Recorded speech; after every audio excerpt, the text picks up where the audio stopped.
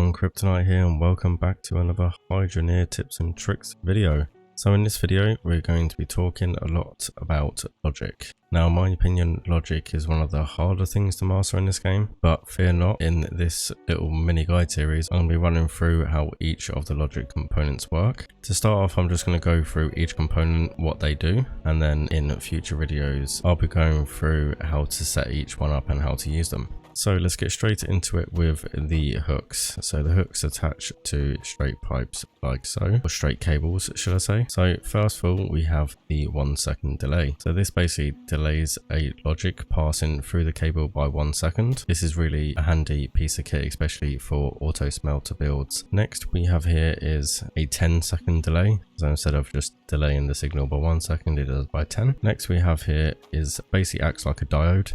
It only lets the signal pass through in one direction. Next here we have the logic reader display, which basically displays logic pass through the hooked cable. So this can be used in conjunction with the keypad over there. You can enter a value in the keypad and send it through a signal and it will display it here. It also works in conjunction with these cables here, so you can read the output of these signals here as well. So that's basically just for monitoring purposes really, more than anything. So next we have here is the logic flip hook, which turns an incoming logic of 0 into 1 and anything bigger or equal to 1 into 0. This is one of the most loved and most used hooks in the game. I will show you how to utilize this in a future video, especially more so with the auto smelter. So this one here is a logic flip-flop hook. So it turns an incoming logic value into 1, then 0, 1, then 0, then 1, and so on.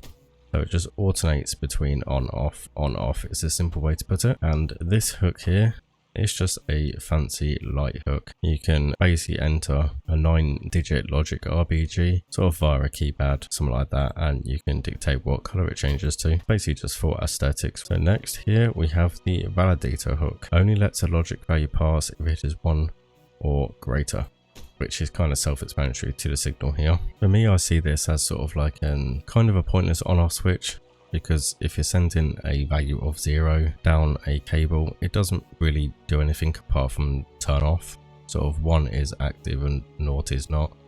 And I will showcase that over here with the lever. And next we have right here the logic valve hooks. So it stops the passing of water or logic. So you can either attach this to a water pipe, or you can attach it to a logic. So next here we have some cables. These work pretty much the same as the water pipes do. So you've got your T-piece, your straight piece, and your elbow. Now these ones can be a bit complicated, but these are essential for more advanced builds, machines working in harmony and bits and pieces like that. So basically the value of A minus the value of B, and it will work out what the difference between the values are and send it down this one here. So just to recap, subtracts A from B logic values when either value is passed on. Next we have this T-piece here, which is if A is greater or equal to B, it will send a signal down to here. As you can see here, compares if A is bigger or equal to B, will output a logic value of 1 or 0. With this T-piece here, it compares A and B logic values, will output a logic value of 1 or 0. So if A value is equal to B value, it will submit a value of 1 or 0 down this side here. So next we have A and plus B, and it will send a value out there. So it adds both A and B and logic values when either value is passed in. So next over here we have the auto smelter. So I've placed it down for now, and basically what happens is the resources will go into the top, and then you can use logic through here to basically activate it. And once it activates, it will automatically smelt a bar, and it will come out. The bar will then come out onto, I recommend, a conveyor belt here. It will come out the side opposite these cables here. That's a key point that will always enter opposite the cables here. Here you've seen me use this one here in my previous videos. This is the logic gem compressor. Now this needs to be powered by water here, and you can do it manually by pulling the lever yourself, or you can use logic to pull the lever for you. You can use this in conjunction with, for instance, the weight reader. When it detects a certain weight in here, you can get it to activate and compress the gems manually. So this one here is the counter. So this attaches to a conveyor belt, and whatever items pass through, it just counts.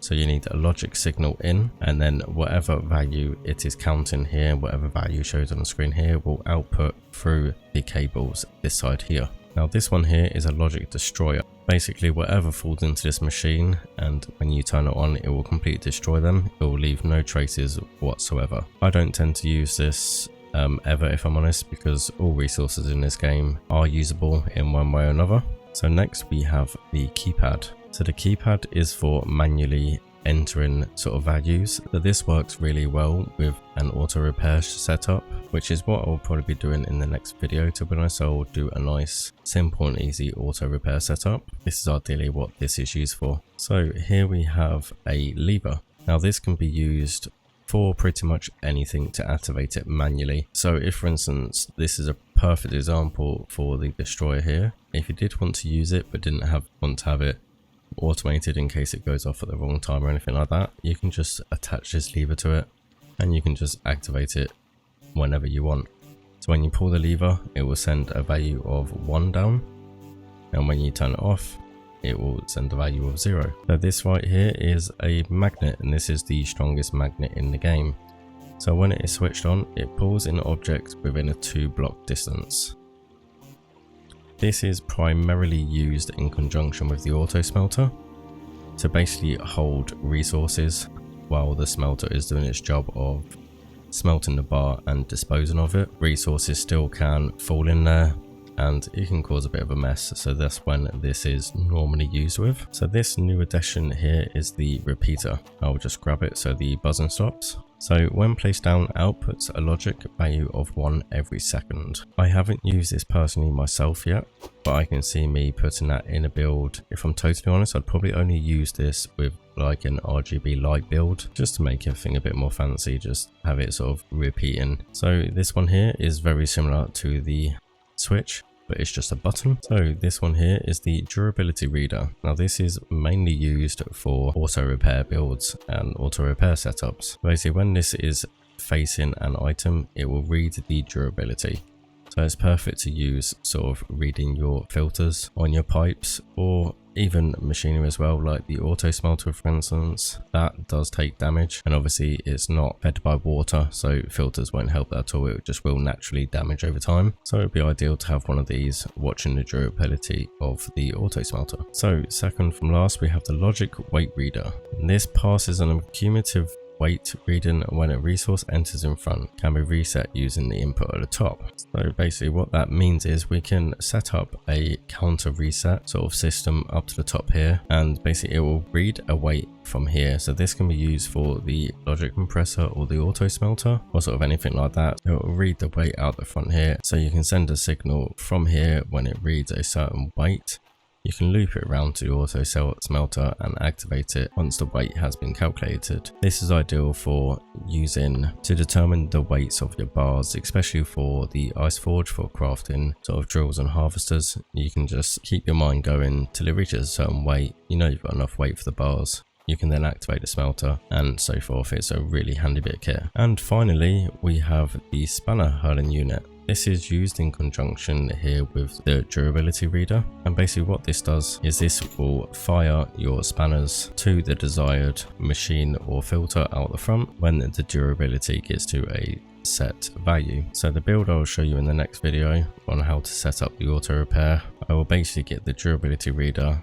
When this reads a certain value, it will then activate this and hurl a spanner at it and repair it automatically. Really nice, simple, easy build, and just saves a lot of time than having to manually repair the spanners. So everyone, thank you for watching and listening. Hope you found this video extremely helpful. If you did, make sure you smash that like button.